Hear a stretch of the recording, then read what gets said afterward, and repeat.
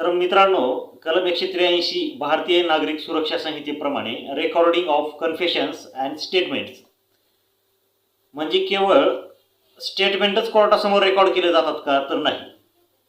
त्याचसोबत कन्फेशन सुद्धा सांगितलेलं आहे. म्हणजे की एखादा आरोपी जर त्याचा गुन्हा हा कबूल करत असेल, तो गुन्हा त्याचा मान्य करतोय, त्यानेच गुन्हा केलेला आहे, असं जर एखादा गुन्हा घडल्यानंतर एखादं इन्व्हेस्टिगेशन चालू असताना जर अशी परिस्थिती आली, तर पोलीस त्यावेळेस त्याचा जो काही कबुली जबाब आहे गुन्ह्यासंदर्भातला, तो कलम 183 प्रमाणे कोर्टासमोर नोंद करावा.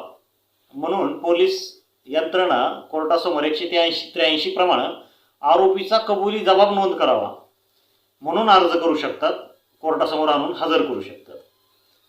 याचा अर्थ असं नाहीये की केवळ स्टेटमेंटच रेकॉर्ड केले जातात, तर त्यासोबत कन्फेशन सुद्धा रेकॉर्ड केले जातात. कारण की 183च्या जो कलम सांगितलेला आहे त्याची हेडिंगच आहे की recording of confessions and statements.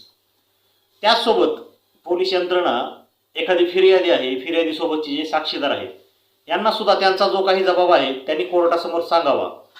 म्हणून ते अशा फिर्यादीला, साक्षीदारांना सुद्धा त्यांचा जबाब नोंद करण्यासाठी देखील कोर्टासमोर हजर करतात. आता इथं काय परिस्थिती आहे की इथं जबाब नोंद करण्यासाठी, त्यांचं स्टेटमेंट नोंद करण्यासाठी हजर करतात. आणि कन्फेशनमध्ये आरोपीला हजर केलं जातं. आरोपी स्वतःचा त्याचा गुन्हा हा कबूल करणार असतो. जो काही गुन्हा केलेला आहे, कशा पद्धतीने केलेला आहे, तो मान्य करणार असतो. म्हणून कन्फेशनमध्ये आरोपीला हजर केलं जातं.